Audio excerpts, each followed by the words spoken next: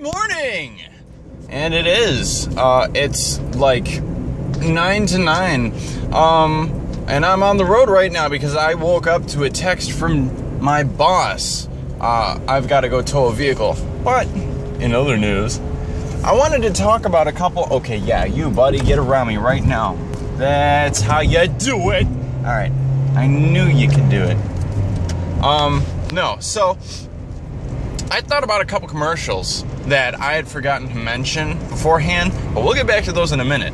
I actually wanted to talk about a couple things.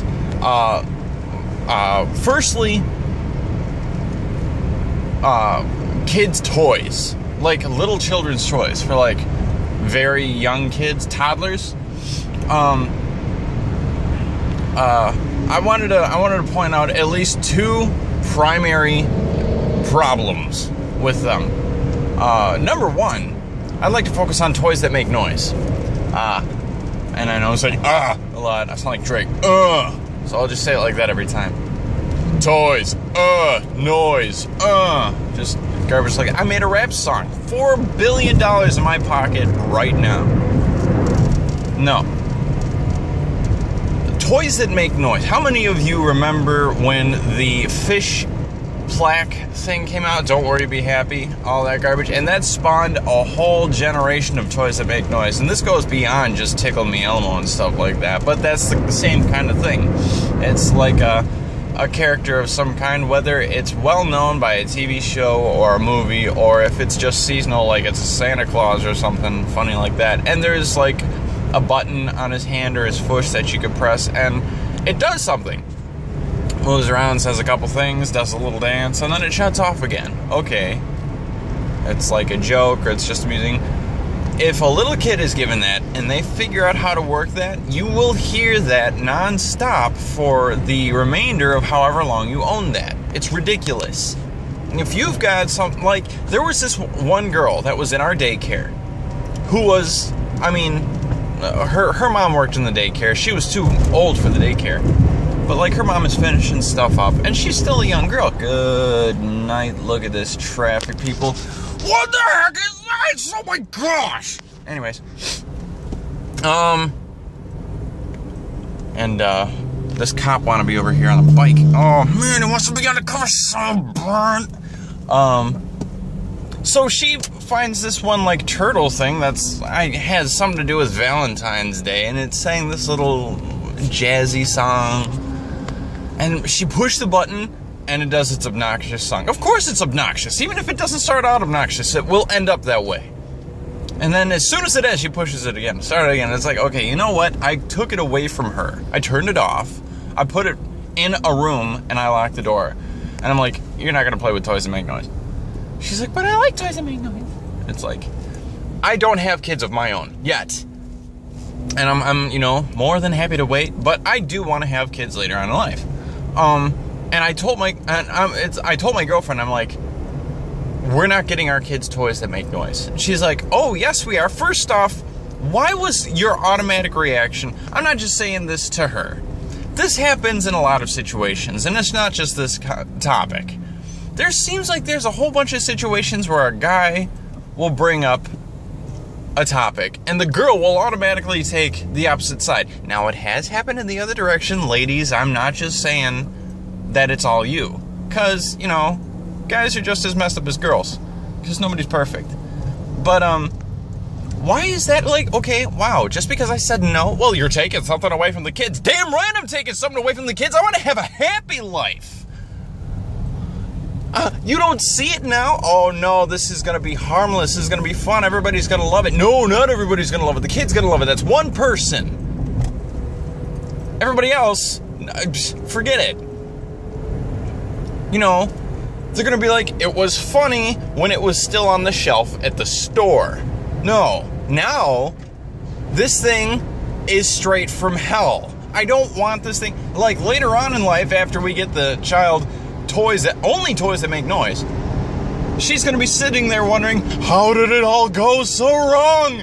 She's gonna be like, so insane with how obnoxious these toys are. She's gonna be chewing on the leg of the chair or something like that. Who knows? It's just garbage like that.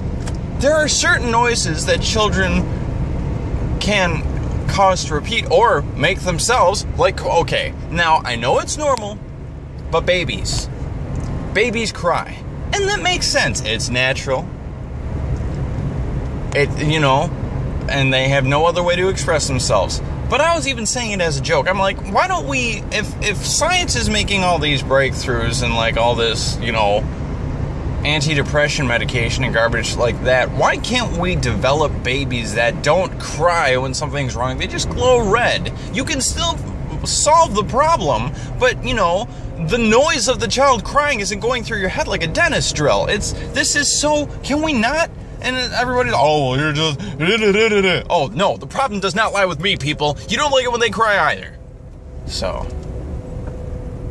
and supposedly this whole rambling was supposed to be about the one toy. The other defect I have found in toys is that, for children, no matter what it is, if it's a Tickle Me Elmo, if it's a Speak and Spell, if it's a Doodle Pro, if it's a G.I. Joe Command Tower, if whatever, they come with handles. And that changes the whole thing. Because you have just taken a very Tonka Trucks. You've taken a fun toy that is made for the construction, that represents construction, and you have turned it into a blunt force object. All Billy needs to do is grab that handle and swing as hard as he can. My gosh, he didn't even have to take boxing class. He's got a mean right hook. Jeez. You know how much it hurts to take the sharp edge of a Tonka truck dump truck to your cheek? I don't know personally, but I know somebody in high school who could tell you how much it hurts. Because he's got a scar right here. But that was his own fault. It wasn't because somebody swung it around. But I digress. I would like to drop the whole babies thing right there. And I would also like to focus on a couple commercials. This one in particular, because I don't really have too far to go. I drive pretty quick. There's this one, okay, Pop-Tarts. Pop-Tarts. Alright, do y'all remember when Go-Gurt came out at first? Oh no, it's the portable yogurt, like it was before. You had to bolt it to the floor before you could eat it. I don't know what the... Ellen DeGeneres was making a joke about that. No, I can't hang out today. I just opened a yogurt. Yeah, fruit on the bottom. It's horrible. So no. They pretty much did the same thing with Pop-Tarts. It was stupid. They were Pop-Tart sticks. They're Pop-Tarts, but they're they're 1/4 the width. So there's this one girl in this commercial. She's younger than me. I'd say she's, I don't know, maybe 13. Dressed up in these 60s clothes. Like she's the perfect child. She's not, showing too much skin or anything. She's just living right. And the doorbell rings, and she's just walking by. She's got a Pop-Tart in hand, and the doorbell rings, and Dad doesn't move his ass at all. He's just on the, it's not for me. He's just sitting there reading the newspaper. No lie. And so she walks over, and she opens the door, and there's a boy there who's just her age, and he is like dressed respectfully too, and he's got flowers in one hand, chocolates in the other, and his hair's all done up with a smile on his face, and he is putting his heart on his sleeve. And you know what this girl does? Oh my gosh, I almost dissed her. She looks at the Pop-Tarts and goes, like, if only, and then pop, they turned into a little Pop-Tart 6, and she gets a surprise look on her face, and she bolts for the back door.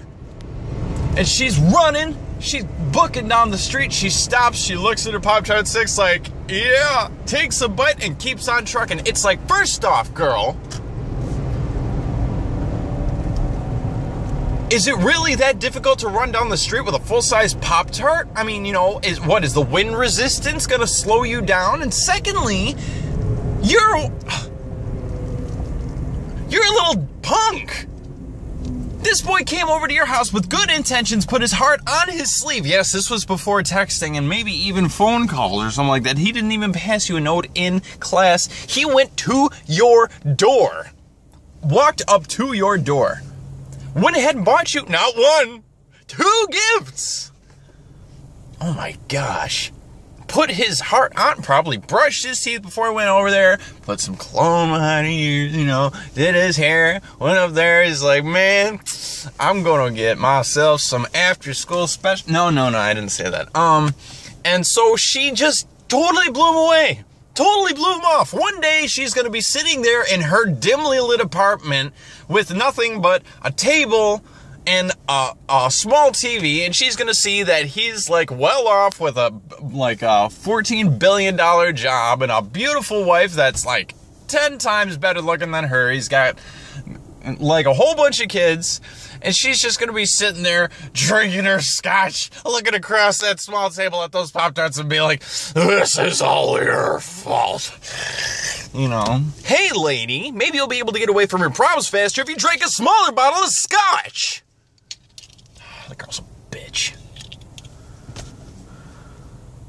Get it? No, this was a legit commercial. It was so... Oh, man. I don't think I have ever yelled more in a video. That is hysterical. Gosh. Pop-Tarts is where it all went wrong.